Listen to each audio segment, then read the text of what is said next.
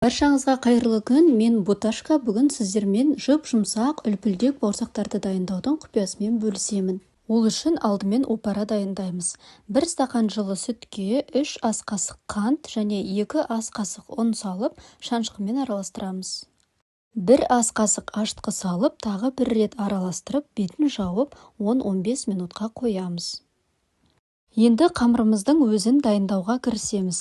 Ыдысымызға 1 стақан сүт, 1 стақан айран, 2 ас қасықтай тұз салып, 2 ас қасық сұйық май құйып, және 1 жұмыртқаны қосып, және оның үстіне жаңағы опарамызды құйып, жақсылап шанышқымен араластырамыз. Яғни осы масса әбден бір-біріне сіңіп, біркелкі болғанға дейін араластыруымыз керек. Енді ұнымызды аз-аздан салып, жаймен қамыр илейміз.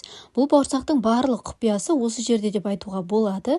Яғни егер қамырды бірден барлығын салып, тез араластыра салсаңыз, онда бауырсағыңыз қатты болып қалады.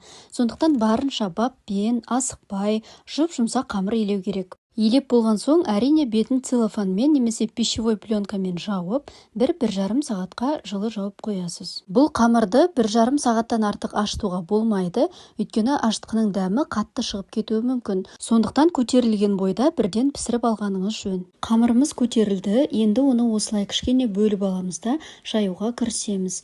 Ескерту: жаяр алдында қамырды елемейміз. Осы ашып, жұмсақ болып тұрған қалпында бірден оқтауды қатты баспай, ақырын баппен жаю керек.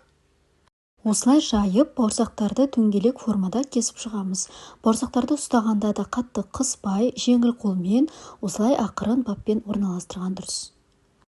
Енді бетін жауып, тағы да сәл көтерілгенін күтеміз. Мінекей біздің бауырсақтарымыз пісіруге дайын. Мен газдың үстіне осындай табаға пісіремін, ал сіздерде қандай пеш болса да, ең бастысы бұл бауырсақтар қатты қызған емес, орташа температурада піседі. Сондықтан бауырсақтарыңызды күйдіріп алудан сақ болыңыздар. Міне достар, мен айтқан жұмсақ үлпілдек бауырсақтарымыз дайын болды. Қазір сіздерге көрсетемін. Сіздер де осы видеодан қарап, менің рецептім бойынша жасап көріңіздер. Және әрине каналға жазылып, подписация басып, лайк, комментарий қалдырып отырыңыздар. Келесі кездескенше.